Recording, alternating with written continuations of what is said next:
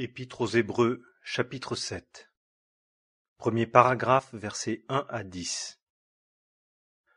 Car ce Melchisédek, roi de Salem, sacrificateur du Dieu Très-Haut, qui alla au-devant d'Abraham lorsqu'il revenait de la défaite des rois, et qui le bénit, auquel aussi Abraham donna pour part la dîme de tout, premièrement étant interprété roi de justice, et puis aussi roi de Salem, c'est-à-dire roi de paix, sans père, sans mère, sans généalogie, n'ayant ni commencement de jour ni fin de vie, mais assimilé au Fils de Dieu, demeure sacrificateur à perpétuité. Mais considérez combien grand était celui à qui même Abraham donna une dîme du butin, lui le patriarche.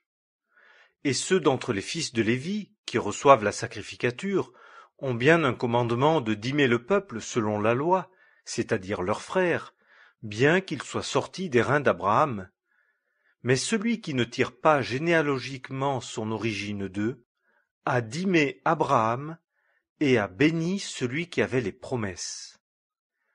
Or, sans contredit, le moindre est béni par celui qui est plus excellent. Et ici, des hommes qui meurent reçoivent des dîmes, mais là, celui de qui il est rendu témoignage qu'il vit, et pour ainsi dire Lévi même qui reçoit des dîmes, a été dîmé en Abraham, car il était encore dans les reins de son père quand Melchisédek alla au-devant de lui. Deuxième paragraphe, versets 11 à 17. Si donc la perfection était par la sacrificature lévitique, car c'est en relation avec elle que le peuple a reçu sa loi, quel besoin était-il encore qu'un autre sacrificateur se levât selon l'ordre de Melchisédek, et qu'il ne fût pas nommé selon l'ordre d'Aaron? Car la sacrificature étant changée, il y a aussi par nécessité un changement de loi. Car celui à l'égard duquel ces choses sont dites appartient à une autre tribu, dont personne n'a été attaché à l'autel. Car il est évident que notre Seigneur a surgi de Juda, tribu à l'égard de laquelle Moïse n'a rien dit concernant des sacrificateurs.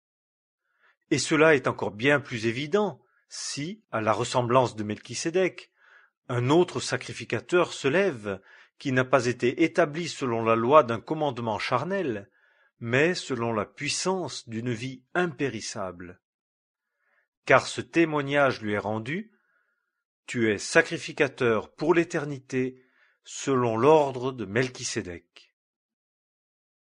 Troisième paragraphe, versets 18 à 28.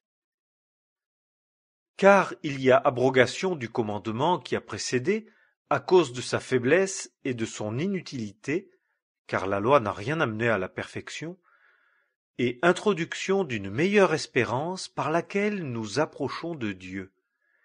Et en tant que cela n'a pas eu lieu sans serment, car ceux-là sont devenus sacrificateurs sans serment, mais celui-ci l'est devenu avec serment, par celui qui a dit de lui: le Seigneur a juré et ne se repentira pas, tu es sacrificateur pour l'éternité, selon l'ordre de Melchisédek.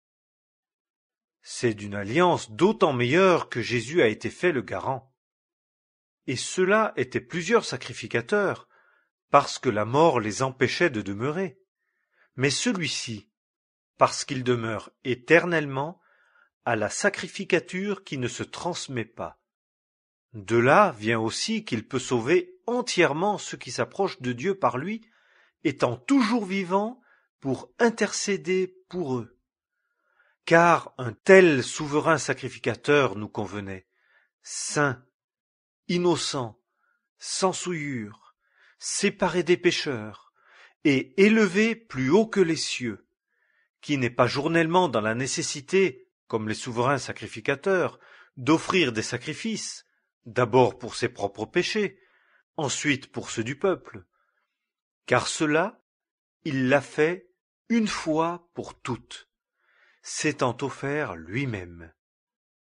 Car la loi établit pour souverains sacrificateurs des hommes qui sont dans l'infirmité, mais la parole du serment, qui est après la loi, établit un Fils, qui est consommé pour l'éternité.